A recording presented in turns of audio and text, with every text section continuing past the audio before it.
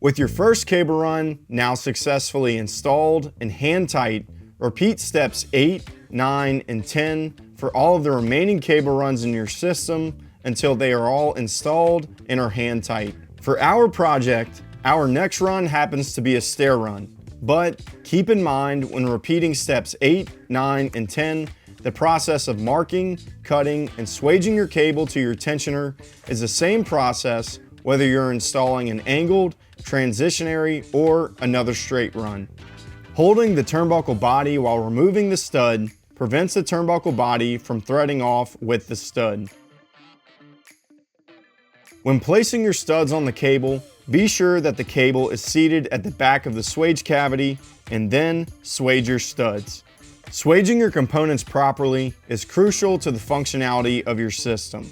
If you're not clear on how to properly swage your studs, be sure to watch How to Swage Cable Railing Fittings with the Crenshaw Swager, linked in the description below. Exposing the threads on the turnbuckle stud prior to hand tightening extends out the turnbuckle body far enough so that the threads on both of the studs will be fully hidden when tensioned.